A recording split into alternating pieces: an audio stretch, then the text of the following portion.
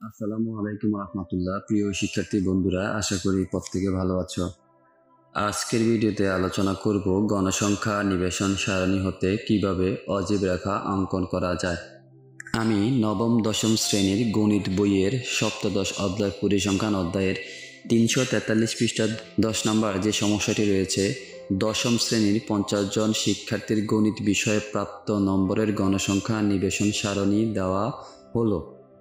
প্রদত্ত উপাত্তের গণসংখ্যা বহুভুজ ও অজীব রেখা আঁকো। আমরা শুধু এখন অজীব রেখাটা আঁকবো, গণসংখ্যা বহুভুজ আমরা এঁকেছি। দেখো, এখানে শ্রেণীব্যক্তি দেওয়া আছে, এখানে গণসংখ্যা দেওয়া আছে। শিক্ষার্থী বন্ধুরা, তোমরা কাগজ, কলম, পেন্সিল, স্কেল, গ্রাফ পেপার নিয়ে বসে পড়ো এবং আমার সাথে সাথে তোমরা অনুশীলন করো। অজীব রেখা অঙ্কনের জন্য আমাদেরকে একটি সারণী তৈরি করতে হবে এবং এই সারণীতে কলাম থাকবে 4টি। প্রথম কলামে হবে শ্রেণীব্যক্তি, দ্বিতীয় কলামে অবিচ্ছিন্ন শ্রেণীসীমা বা অবিচ্ছিন্ন শ্রেণীব্যক্তি,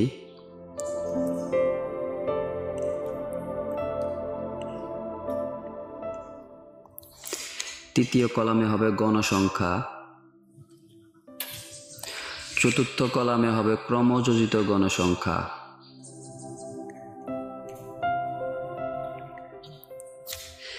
তাহলে শ্রেণীব্যক্তিগুলো যেহেতু গণসংখ্যা নিবেশন সারণীতে দেওয়া আছে, আমরা সেখান থেকে তুলে নেব।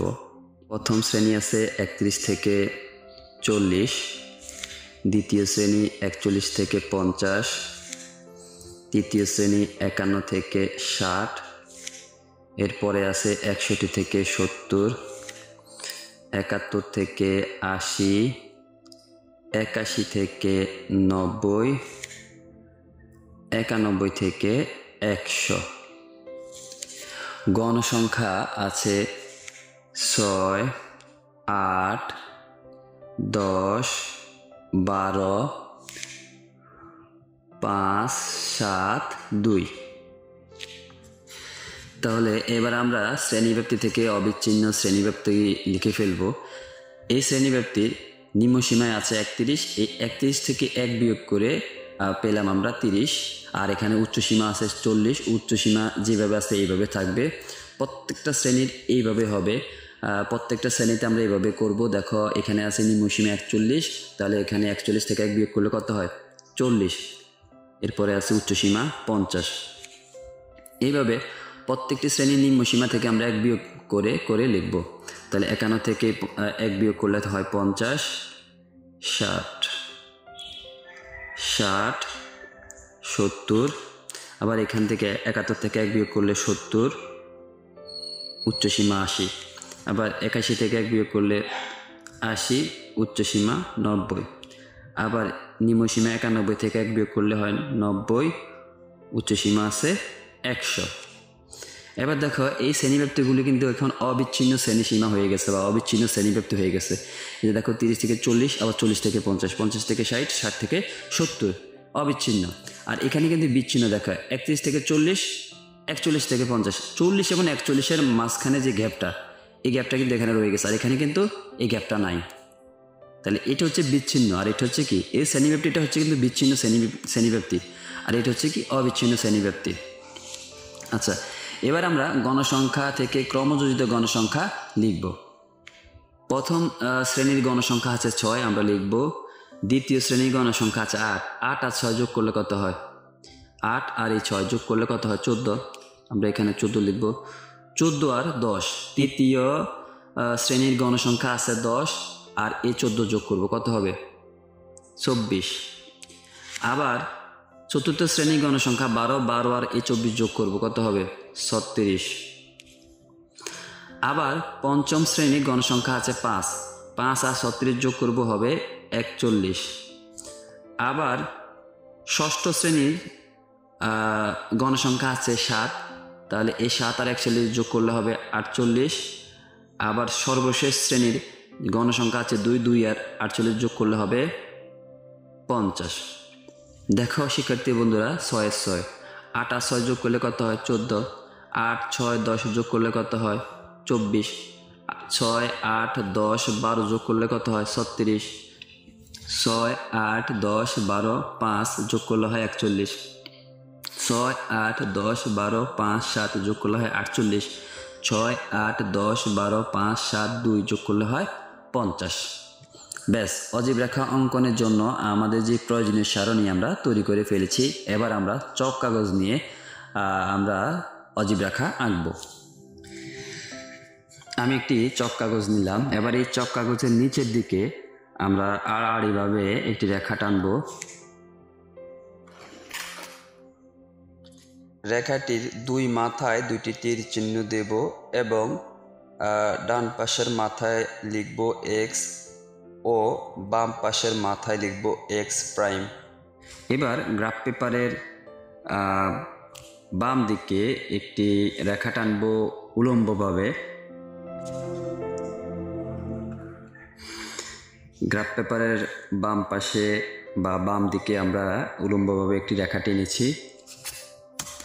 এই রেখাটির নিচের দিকে একটি তীর চিহ্ন দেব এবং উপরে আমরা একটি তীর চিহ্ন দেব এবং উপরে লিখব ওয়াই, নিচে লিখব আমরা ওয়াই প্রাইম। এবং এই দুই রেখার ছেদবিন্দু হচ্ছে ও, এটা হচ্ছে মূল বিন্দু। এবার আমরা এখানে একটি ছেদ চিহ্ন দেব।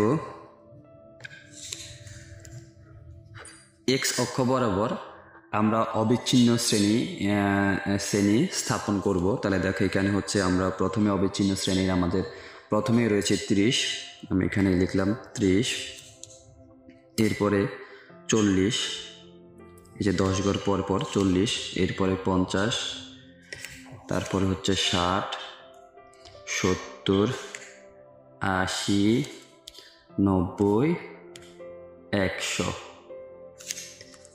ব্যাস, তাহলে আমরা এদিকে স্থাপন করলাম অবিচ্ছিন্ন শ্রেণী সীমা। এটা এখান দিয়ে লিখে দিতে হবে, অবিচ্ছিন্ন শ্রেণী ব্যাপ্তি বা শ্রেণী সীমা। দেখো শিক্ষার্থী বন্ধুরা, এখান থেকে এখানে কিন্তু 10টি বর্গ রয়েছে, কিন্তু এখান থেকে এখানেও কিন্তু 10টি বর্গ রয়েছে, কিন্তু এখান থেকে এখানে আমরা দেখতে পাচ্ছি কত 30টি বর্গ থাকার কথা। যার কারণে যেহেতু 30টি বর্গ নাই, যার কারণে এখানে ছেদ চিহ্ন দেওয়া হয়েছে। আর ছেদ চিহ্ন দেওয়া মানে হচ্ছে কি এখানে 30 বর্গ আছে। এখান থেকে এখানে টোটাল আছে 10 ঘর, তাহলে এখানে লিখব 10, এখানে হলো 20, 30, 40, 50। দেখো এই মূল বিন্দু থেকে উপরের দিকে অর্থাৎ ওয়াই অক্ষের দিকে আমরা এখান থেকে যদি গুণ, এখানে সে 10 ঘর হয়। এই যে 1, 2, 3, 4, 5, 6, 7, 8, 9, 10। আবার এখান থেকে যদি এখানে আসে তাহলে 20 ঘর হয়। দেখো এই যে 11, 12, 13, 14, 15, 16, 17, 18, 19, 20। এইভাবে এখান থেকে যখন আমরা এখানে আসবো তখন কয়টা হবে? 50টা ঘর হবে। আমরা এই পাশে স্থাপন করব ক্রমযোজিত গণসংখ্যা।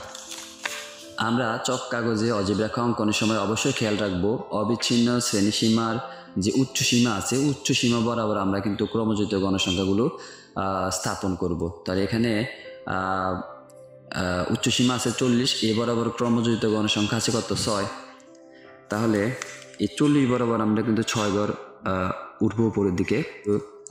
এই 40 থেকে আমরা কিন্তু উপরের দিকে 6 ঘর উঠবো। তাহলে 1, 2, 3, 4, 5, 6।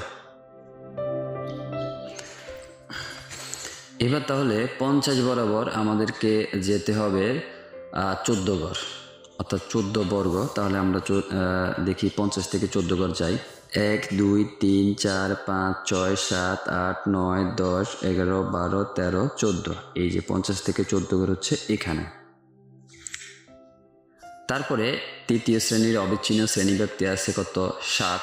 7 বরাবর আছে কত? 24। তাহলে আমরা 60 বরাবর যাব 24। তাহলে এখান থেকে এই 60 বরাবর উপর দিকে আমরা 24 করে যাব। দেখো এখানে আছে 10, এখানে 10, 20, 21, 22, 23, 24। এই যে এখানে হচ্ছে 24। এরপরে হচ্ছে 70। এই 70-এ আছে কত? 70-এ আছে 36। তাহলে আমরা 70 বরাবর উপর দিকে 36 ঘর যাব। তাহলে এখানে 10, 20, 30, 31, 32, 33, 34, 35, 36। এই যে এখানে তারপরে আমরা 80 বরাবর যাব 41 ঘর। তাহলে 80 হচ্ছে এই 10, 20, 30, 40, এই যে হচ্ছে 41। তারপরে আমরা 90 বরাবর যাব 48 ঘর বা 48 বর্গ। তাহলে 90 বরাবর আমরা যাই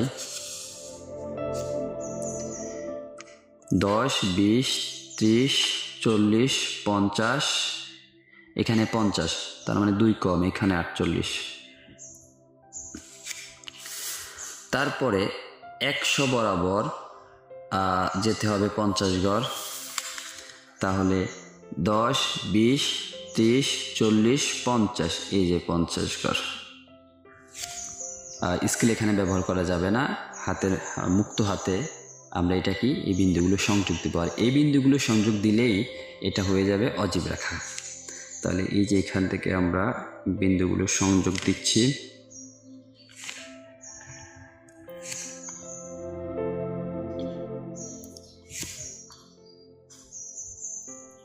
ব্যাস, এটা হচ্ছে অজীব রেখা। এবার আমাদেরকে বর্ণনা দিতে হবে আমরা গ্রাফ পেপারে অজীব রেখাটা কিভাবে এঁকেছি। আমরা চক কাগজের 1 বর্গ সমান 1 একক ধরেছি। তাহলে আমরা লিখব এখানে চক কাগজের 1 বর্গ সমান 1 একক ধরে x অক্ষ বরাবর অবিচ্ছিন্ন শ্রেণীব্যাপ্তি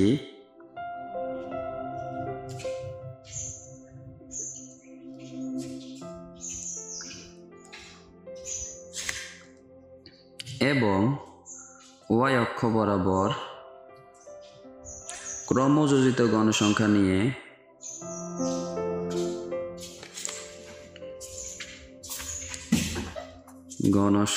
নিয়ে অজীব রেখা আঁকি।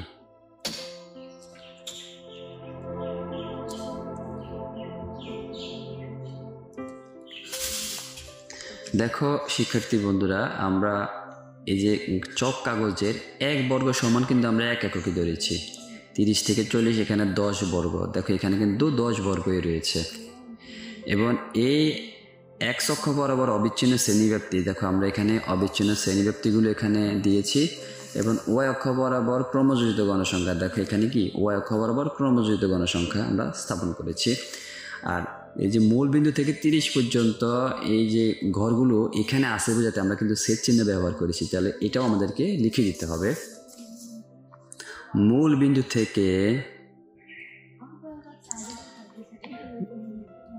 বিন্দু থেকে 30 পর্যন্ত ঘরগুলো আছে বোঝাতে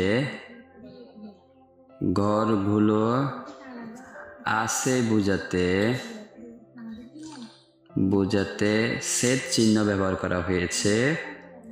ছেদ চিহ্ন ব্যবহার করা হয়েছে।